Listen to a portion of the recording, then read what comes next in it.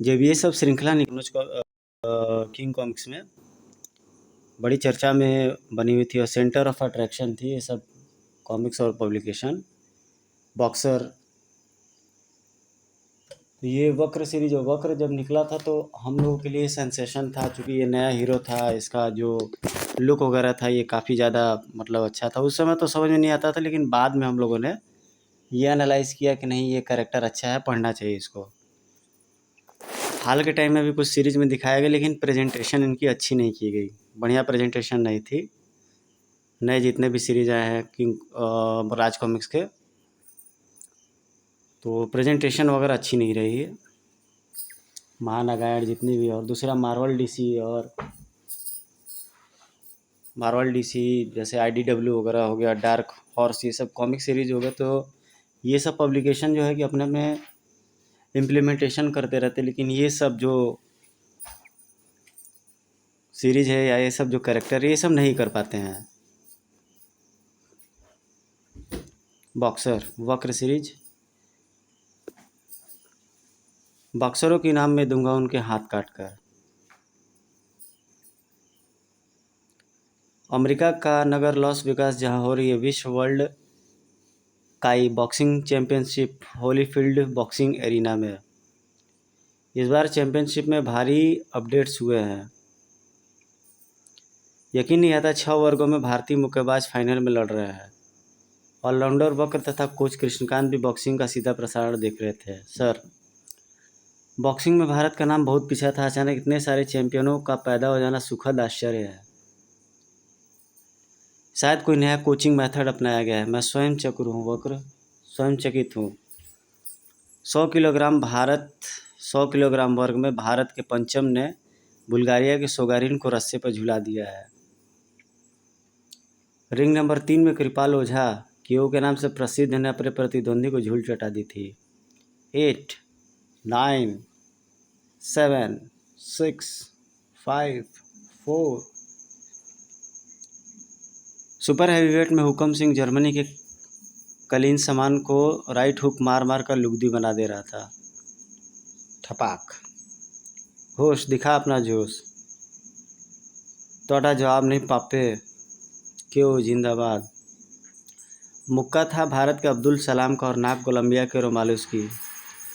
70 kilogram वर्ग में भारत के गामा और हंगरी के चोपिन में कांटे की टक्कर हुई, लेकिन गामा अंकों के आधार पर विजयी घोषित हुआ। और भारत के छठे बॉक्सर नाडिया ने दक्षिण कोरिया के किम चो सुंग को लेफ्ट हुक मार मार कर उसका भूरता बना दिया। गामा कर दे उसका काम तमाम, सारे दहां से पक्का, हैवीवेट मुक्का हमारा। चैंपियनशिप के इतिहास में यह पहली बार हुआ है कि किसी एक देश के 6 खिलाड़ी फाइनल में जीते हैं। इस तरह ये सब कॉमिक्स जो है इन्होंने रेवोल्यूशन ला दिया था अपने टाइम में। इस तरह की सीरीज और इस तरह के पब्लिकेशंस थे जिन्होंने भारतीय कॉमिक्स इंडस्ट्री में क्रांति बिल्कुल ला दिया था। और आज भी इनकी जो चीज़ें हैं वो काफ़ी ज़्यादा बेहतरीन है और माइंड ब्लोइंग है। चैंपियनशिप के इतिहास में पहली बार हुआ है कि किसी एक देश के 6 खिलाड़ी फाइनल में जीते। इस तरह भारत टीम चैंपियनशिप भी जीत गया है। अमेरिका और कनाडा में बसे भारतीयों ने बॉक्सरों को सिर आंखों पर उठा लिया। उनका सर गर्व से ऊंचा हो गया था और उन्होंने उपहारों से लाद दिया था चैंपियंस को। जब चैंपियनशिप जीतकर 6 बॉक्सरों की टीम स्वदेश लिटी तो एयरपोर्ट पर उनके स्वागत के लिए खेल प्रेमियों की अच्छी खासी भीड़ जमा थी। वो आ गए। पंचम घोष जिंदाबाद, हुकम सिंह जिंदाबाद, गाडिया अब्दुल सलाम, गामा केओ की जय हो जय हो जय हो। बॉक्सर जहाज से उतरे, उन्हें सामान वगैरह समेटने में काफ़ी समय लगा। फिर वे उपहार में मिले सामानों से लदे ग्रीन चैनल की ओर बढ़े। वो आवाज़ थी ऑटोग्राफ सर। तभी एक आवाज़ ने सबको चौंका दिया। वो आवाज़ थी कस्टम अधिकारी चक्रवर्ती की। ठहरो, मैं आपके सामान की चेक करना चाहता हूँ। क्या? हमारे सामान की तलाशी ली जाएगी? यही हमारे देश में सम्मान मिला जीत का। घोड़ यार, चक्रवर्ती किस पचड़े में पड़ रहा है, लेकिन चक्रवर्ती अडिग रहा। भारतीय ओलंपिक संघ के अध्यक्ष व बॉक्सिंग फेडरेशन के सचिव ने सक्सेस तय किया। हस्तक्षेप किया। चेकिंग में समय लगेगा। 12 बजे इनका अभिनंदन समारोह है। ये बच्चे देश का नाम ऊंचा करके आ रहे हैं, इनका अपमान नहीं होना चाहिए। इनको ये गिफ्ट मिले हैं, प्रेजेंट्स दिए हैं प्रशंसकों ने, अमेरिका में, कनाडा वालों ने। चक्रवर्ती पर कोई प्रभाव ना पड़ा। कानून है साहब, इनको ड्यूटी भी चुकानी होगी और तलाशी भी देनी होगी। कौन जाने क्या माल भरा है इनके सूटकेसों में। टनों माल है प्रत्येक बॉक्सर के पास। इन सबको सामान सहित डिटेंशन रूम में ले चलो। सर, बीवी से लड़कर आया है ये। बॉक्सरों को सामान सहित डिटेंशन रूम में ले जाया गया। डिटेंशन रूम में चक्रवर्ती और उत्तेजित बॉक्सरों में कहा सुनी हो रही थी। क्यों हमसे पंगे ले रहा है, पछताएगा। अभी जब मिनिस्टर का फ़ोन आएगा साड़ी अकड़ निकल जाएगी। नौकरी प्यारी नहीं है क्या? 11 बजे हमारा नागरिक अभिनंदन है, फिर खेल मंत्री के साथ लंच, शाम को चाहे गृह मंत्री के साथ है। यह जोकर हमें रोकने चला है। एयरपोर्ट के बाहर स्वागत के लिए आई भीड़ को भीतर घटी घटनाओं को अचानक भनक मिल गई थी। कस्टम अधिकारी चक्रवर्ती मुर्दाबाद मुर्दाबाद मुर्दाबाद मुर्दाबाद। चक्रवर्ती गद्दार है, गद्दार है, गद्दार है, पाकिस्तानी एजेंट है, पाकिस्तानी एजेंट है। सचमुच ही खेल मंत्री का फ़ोन आ गया। अपने बॉक्सरों को डिटेन कर रखा है। आपको पता नहीं है कि हमारे नेशनल हीरो हैं, वीआईपी ट्रीटमेंट का हकदार। सॉरी सर, नियमों के विरुद्ध माल ले जाया जा रहा है। मुझे तो अपनी ड्यूटी निभानी है। इसका नतीजा बुरा होगा तुम्हारे लिए। आ गया मामा का फ़ोन, अब इसकी शक्ल देखना। उसी समय सुरक्षा ड्यूटी पर तैनात डीएसपी हांडा ने डिटेंशन रूम में प्रवेश किया। मिस्टर चक्रवर्ती, इनको छोड़ क्यों नहीं रहे हो आप यार? बाहर भीड़ काबू से बाहर होती जा रही है, हमारे लिए सिरदर्द खड़ा कर रहे हो। भीड़ से निपटना आपकी ड्यूटी है, मैं अपनी ड्यूटी कर रहा हूँ। बॉक्सर कृपाल का गुस्सा उबल पड़ा। धड़ाक। अभी पब्लिक भी आकर तेरी चटनी बना देगी। दूसरे बॉक्सर भी शव पकड़ चक्रवर्ती की ओर बढ़े। मारो इसको, मारो। बड़ा फन्ने खा समझता है अपने आप को। कस्टम गार्ड्स का हेड चीख पड़ा, खबरदार, जो चक्रवर्ती साहब को हाथ लगाया। और वह कृपाल पर टूट पड़ा।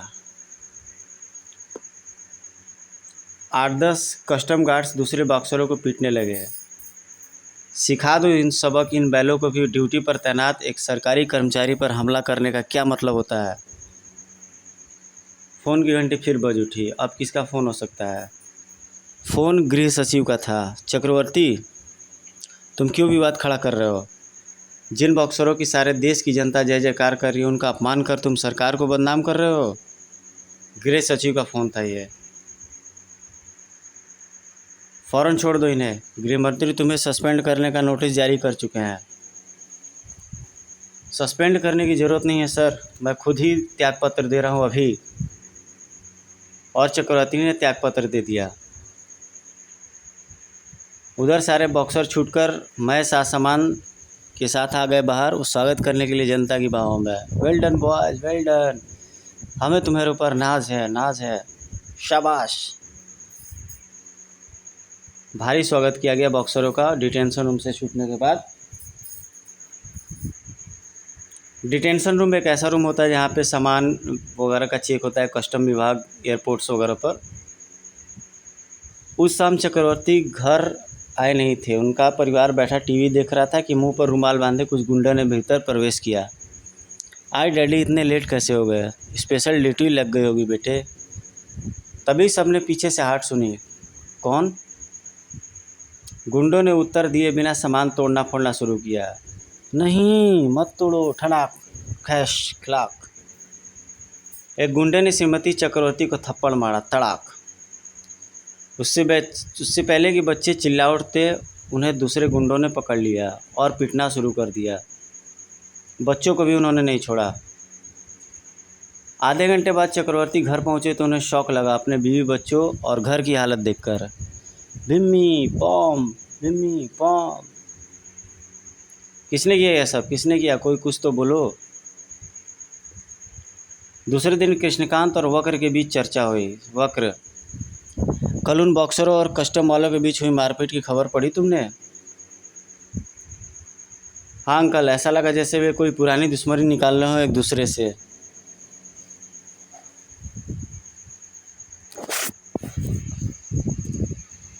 उधर बॉक्सर अब स्वागत समारोह में डूब गए। उन्हें पुरस्कार देने की कंपनियों में जैसे होड़ सी लग गई हो।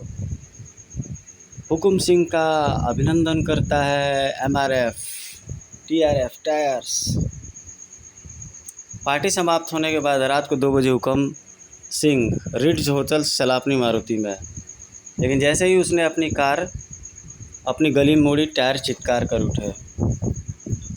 हुकुम सिंह कार से बाहर निकला यह देखने के लिए क्या हुआ है। अचानक इधर एक ड्रम के पीछे से एक नकाबपोश प्रकट हुआ और नकाबपोश ने पीछे से हुकुम सिंह के सर पर वार किया। धड़ाक, आह, खटाक। हुकुम सिंह वही सड़क पर गिर पड़ा। फिर नकाबपोश ने जेब से रशियन स्ट्रिंग निकालकर काट डाले हुकुम सिंह के दोनों हाथ।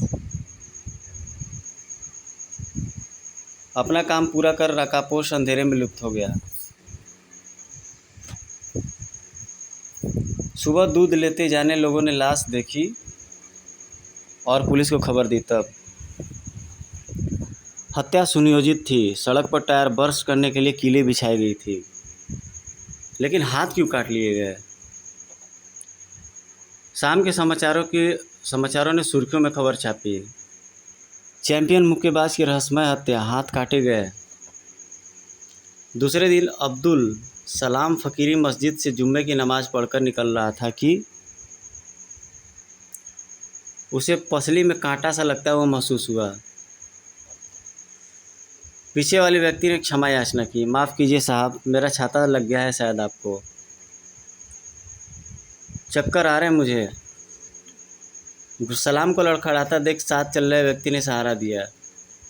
क्या हुआ, तबीयत तो ठीक है आपकी? चक्कर आ रहे हैं, कोई बात नहीं, ठीक हो जाएगा। सहारा देने वाले व्यक्ति ने सलाम को अपनी कार में बैठाया। घबराइए मत, अभी आपको डॉक्टर के पास लिए चलते हैं। भीड़ में अक्सर ऐसा हो ही जाता है। 15 मिनट बाद प्रसिद्ध बॉक्सर अब्दुल सलाम की हत्या कर दी गई। उनकी लाश माता टीला के पास जंगल में पाई गई। उनके दोनों हाथ कटे हुए मिले। ओह गॉड सर, इसका मतलब दूसरे बॉक्सरों की भी जान खतरे में है। कोई उन्हें चुन चुन कर मार रहा है।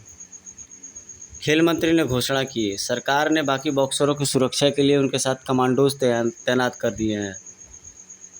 हत्यारा पकड़ा जाएगा तभी सुरक्षित महसूस करेंगे अपने आप को। 4 दिन बाद मंगलवार की सुबह, 8 दिन बाद नाडिया के साथ हमें साहिबाबाद जाना है। 10 बजे हम वहाँ पहुँचेंगे फंक्शन में। कमांडोज दिन भर का नाडिया का कार्यक्रम जांच रहे थे। जय सीताराम। कमांडोज ने भी प्रसाद लिया। जय सीताराम। ठीक 8 बजे एक एम्बेसडर कार नाडिया ड्राइवर और दोनों कमांडोज को ले रवाना हुई। कार 9 बजे शहर से बाहर पुलिया पर से गुजर रही थी। हम दोनों में से एक फंक्शन में भी आपके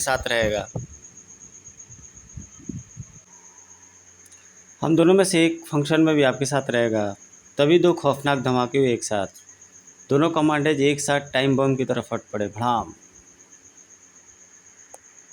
और विस्फोट के बाद जो बचा उसमें से यह पहचानना भी मुश्किल था कि कौन सा अंग किसके शरीर का है। चंद क्षणों बाद ही पीछे से आती एक और कार वहाँ रुकी। शायद तुम्हारे हाथ काटने की ज़रूरत नहीं है नाडिया।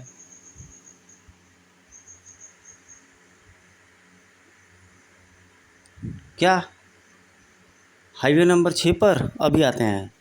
Police headquarter.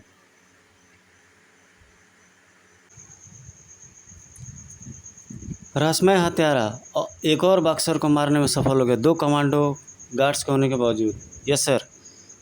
हत्यारों ने कमांडो को ही टाइम बम की तरफ प्रयोग किया था। उन्हें पता था कि ठीक 9 बजे अब बम फटेंगे। कृष्णकांत तो वक्र ने भी वह समाचार पढ़ा। लेकिन सर, इंसानों को टाइम बम की तरह कैसे प्रयोग किया जा सकता है? यह आधुनिक बम तकनीक है। अपराध जगत की विशेष रूप से बने कैप्सूल किसी तरह से इच्छित व्यक्ति को खिला दिए जाते हैं। हर कैप्सूल में 2 खाने बने होते हैं जिसमें अलग अलग केमिकल होते हैं जिसके मिलने से विस्फोट होता है। कैप्सूल के दोनों खानों के बीच का भाग विशेष पदार्थों का बना होता है जो पेट के अम्ल से गल जाता है। साइज होता है लगभग शक्कर पारे के छोटे छोटे टुकड़े जितना। वक्र। अब बाकी बचे 3 बॉक्सरों की बारी है। मैं उन्हें ऐसे नहीं मरने दूंगा अंकल। वक्र ने पंचम की और गामा को एक ही फ्लैट में इकट्ठा किया और स्वयं उनकी रक्षा व्यवस्था की देखरेख करने लगा।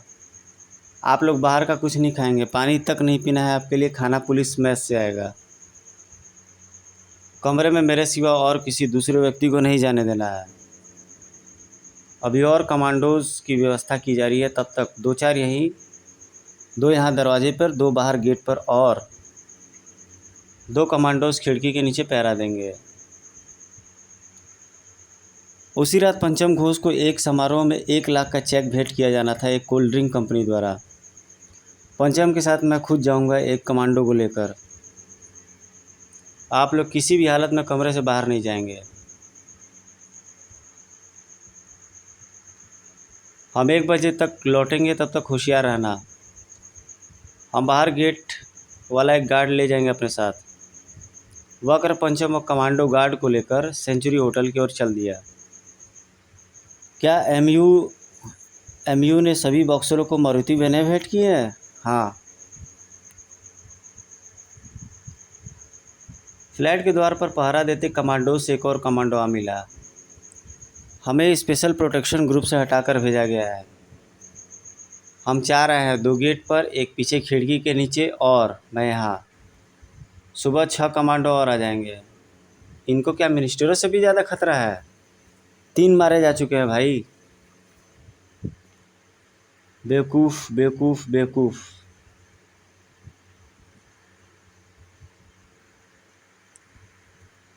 समारोह से वक्र ने समय निकालकर के गेट वाले कमांडो को फ़ोन किया। सब ठीक है ना? हाँ जनाब, एक नया कमांडो भी इधर आया है, ऊपर दरवाजे वालों के साथ जा मिला है। क्या नया कमांडो? उसके पास आई कार्ड था स्पेशल प्रोटेक्शन ग्रुप से। बेवकूफ़ बेवकूफ़ बेवकूफ़। खड़ाक। पंचम को कमांडो के हवाले छोड़ वक्र दौड़ पड़ा बॉक्सर वाले फ्लैट की पंचम वाली कार में। वो चल पड़ता है। जो बाकी वहाँ जो बचे 2-3 बॉक्सर रहते हैं, चूँकि वहाँ पर नए कमांडोज आ जाते हैं और उनसे उसकी जान का खतरा रहता है, इसलिए वक्र बिना किसी तैयारी के ही काकर में से सीधे निकल पड़ता है और दौड़ पड़ता है कार चलाते हुए उस बॉक्सर के फ्लैट की तरफ। बेवकूफ़, यह तक नहीं सोच पाया कि नए कमांडो आएंगे तो पूरी टीम आएगी, अकेला नहीं आएगा। बिना गेट वाले कमांडो से बात किए वक्र सीढ़ियाँ फलांगने लगा। इधर नया कमांडो पदम सिंह दोनों दूसरे कमांडोज का काम तमाम कर ताले में गोली मारकर दरवाज़ा खोल कमरे में घुस ही रहा था कि वक्र पहुंचा। रुक जाओ। दरवाज़ा बंद हो गया था। वक्र ने लात मारकर दरवाज़ा तोड़ने की कोशिश की। धम। कमरे के अंदर से साइलेंसर लगे रिवॉल्वर के चलने व चिल्लाने की आवाज़ आई। वक्र ने अपना पूरा शरीर दरवाजे पर दे मारा। धड़ाक। दरवाज़ा खुल गया और वक्र कमरे में जा गिरा। धड़ाम। वक्र ने संतोष से कियो व गामा को देखा। खूनी अपना काम पूरा न कर पाया। गोली लगी है तुम दोनों को। तुम ऐन मौके पर आ गए वक्र, वरना वह हमें मारकर अब तक हमारे हाथ काट चुका होता। वह हड़बड़ा गया और हम बाल बाल बच गए। मेरे कंधे की छूती गोली निकल गई। वक्र खुली खिड़की की ओर लपका और वह खिड़की से कूदकर भाग गया। वक्र ने खिड़की के नीचे झाँका।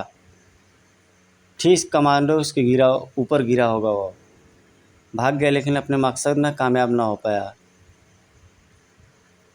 वक्र ने बॉक्सरों को पुलिस संरक्षण में हॉस्पिटल भिजवाने का प्रबंध कर दिया।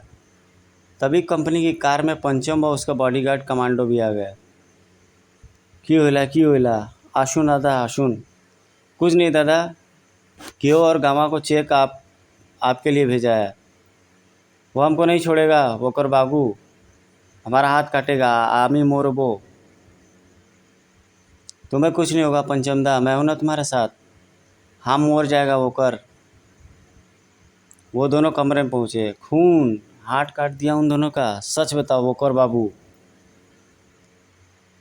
सच कह रहा हूँ पंचम, बस हल्की मुल्की मामूली चोटें आई हैं।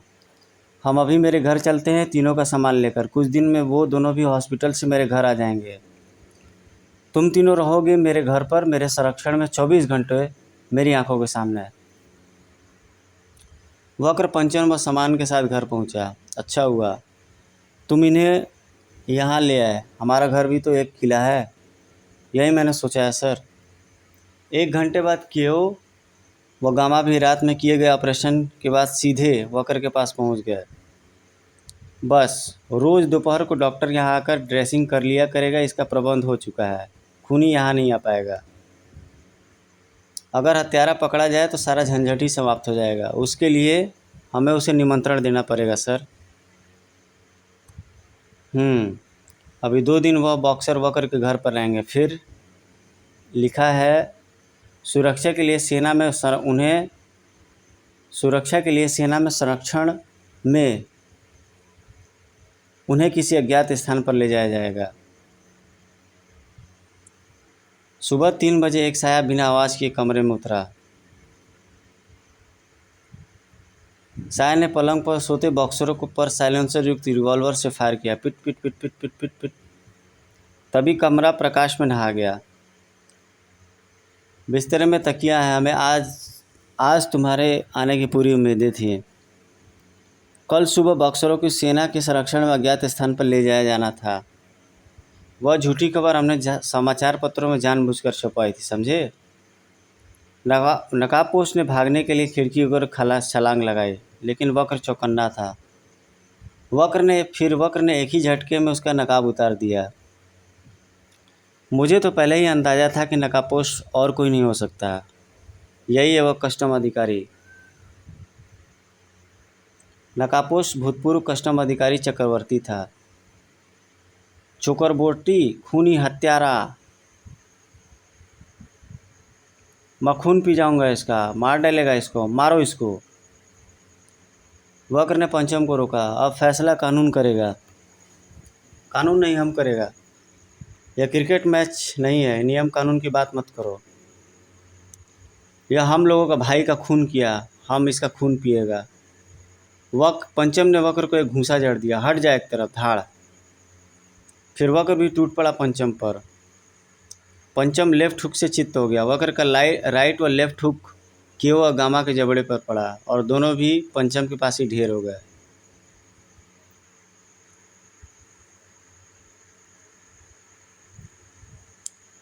क्या सोच रहे हो, यही ना कि ये चैंपियन इतनी जल्दी ढेर कैसे हो गए। ये नकली चैंपियन है। नकली? लॉस वेगास की चैंपियनशिप एक नाटक था और ये बॉक्सर अभिनेता जो जीतने हारने का पूर्व निश्चित ड्रामा खेल रहे थे। सारा तमाशा कोलंबिया के ड्रग माफिया का था, जो तीसरी दुनिया के देशों के नकली चैंपियन खड़े कर उनके सामान में अवैध वस्तुएं स्मगल करता है। ओह गॉड।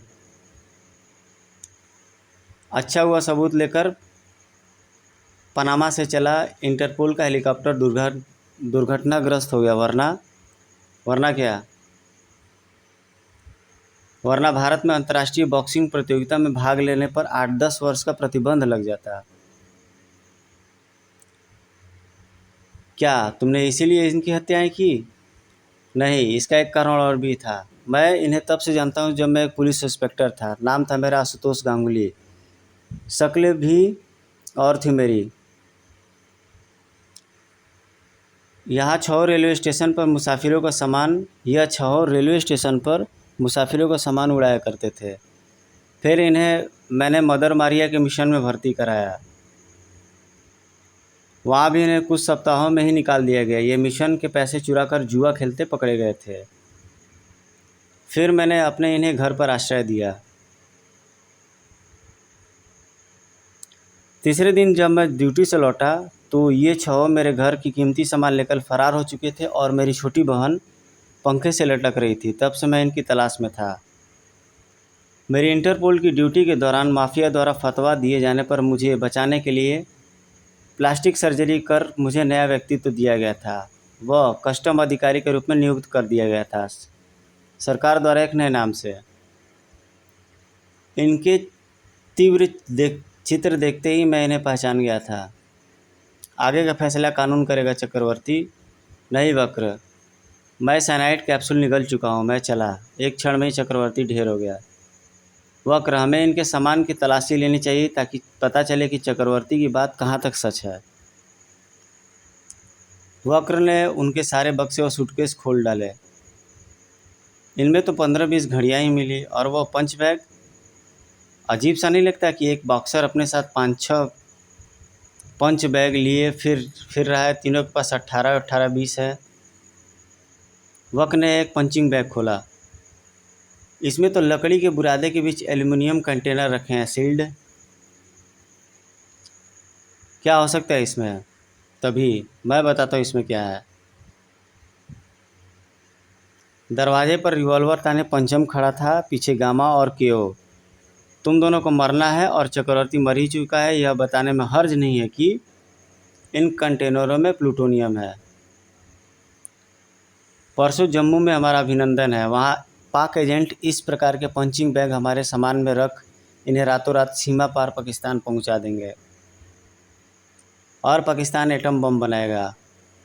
गद्दार, चक्रवर्ती ने सिर्फ तुम्हारे हाथ ही काटे थे, जबकि तुम लोगों की तो बोटी बोटी काट देनी चाहिए थी। ये तो व्यापार है। हमारा स्पॉन्सर कोलंबिया का ड्रग सिंडिकेट पाकिस्तान का प्लूटोनियम दे रहा है, और बदले में पाकिस्तान से कोकीन बनाने के लिए अफीम ले रहा है।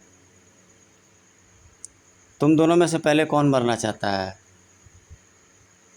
नकली चैंपियन रिवॉल्वर से ही तो लड़ेंगे। पंचम, तुम्हारा खेल ख़त्म हो चुका है। ज़िंदगी का असली आखिरी फाइट तो असली लड़, अगर माँ का दूध पिया है तो। तूने मुझे ललकारा, माँ के दूध का वास्ता दिया। पंचम ने रिवॉल्वर लेकर और फेंकते हुए वक्र को ललकारा। मैं तेरा पंच खाकर बेहोशी का नाटक कर रहा था ताकि तुम्हारी बातें को सुन सकूं, और मैं भी। मेरे घूसे की असली ताकत का पता तुझे अब लगेगा। गामा करेगा तेरा काम तमाम। क्यों से करा ले अपनी खटिया खड़ी। मैं भी ऑलराउंडर हूँ बेटे, आओ लड़ लो तुम तीनों। बेहतरीन एक्शन फाइट्स उस दौर के मुताबिक, जो उस दौर का कैलीग्राफी था, इंकिंग वगैरह था, चित्र कलर कॉम्बिनेशन था, उसके हिसाब से बहुत अच्छी फाइटिंग सीक्वेंस बन पड़ी है। शाबाश वक्र, तुम वाकई एक ऑलराउंडर हो सर। इस खुशी में पुलिस को भी दे दावत। तो यहाँ पे ये स्टोरी ख़त्म होती है। दोस्तों, आपको ये स्टोरी कैसे लगी, अपने राय कमेंट्स में ज़रूर दीजिएगा। बहुत जल्दी एक नए वीडियो और एक अच्छी स्टोरी के साथ मिलेंगे। बहुत अच्छी स्टोरी थी। खेल जगत में ये तो होना आम बात है कि खेल जगत में इस तरह के क्राइम होते रहते हैं, इस तरह की चीज़ें होती रहती हैं। हमारे देश में स्पोर्ट्स प्रतिभाओं को आगे बढ़ने के लिए कहाँ मौका मिल रहा है। जो भी है वो राजनीति का शिकार है। जो बच्चे आगे जाते हैं वो भी राजनीति, क्लब लेवल राजनीति, स्टेट लेवल पर राजनीति, फिर बड़े, तो टैलेंट को आगे आने का मौका ही नहीं मिल रहा है। और जो टैलेंट आगे आ रहा है उसको लोग पीछे कर दे रहे हैं। समस्या बहुत जटिल है।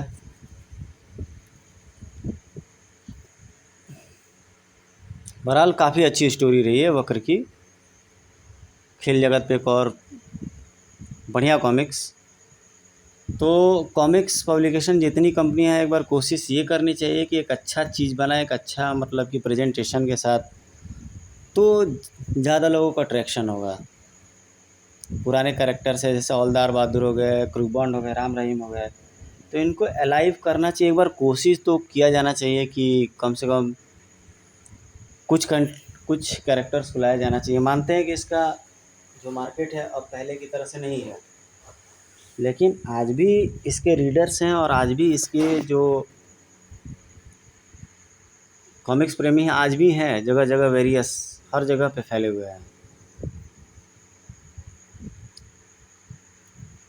Marvel, DC, Phantom, Mandrake, Superman, Avengers group, Flash Gordon, Thor, ये सब जो कैरेक्टर है फॉरेन कॉमिक्स है, उनकी कॉमिक्स में चेंजिंग है और उनकी कॉमिक्स में नयापन भी काफ़ी है। स्टोरी प्लॉट अलग है, मेहनत है, ऊपर से वो मीडिया के अलग अलग चैनलों से जुड़े हुए हैं। लेकिन हमारी जो कॉमिक्स इंडस्ट्री है वो थोड़ी सी अभी भी पुराने पैटर्न्स पे काम कर रही है, जो कि थोड़ा सा ओल्ड पैटर्न लगता है। Second and very important things कि आजकल के जो बच्चे हैं वो वीडियो गेम्स में ज़्यादा अपना टाइम स्पेंड कर रहे हैं। इस तरह की जो रिटन इंस्क्रिप्ट होती थी, इसको पढ़ने से माइंड भी डेवलप होता है। चलिए दोस्तों, मिलते हैं आपसे एक दूसरे वीडियो में, और आपका दिन शुभ और मंगलमय हो।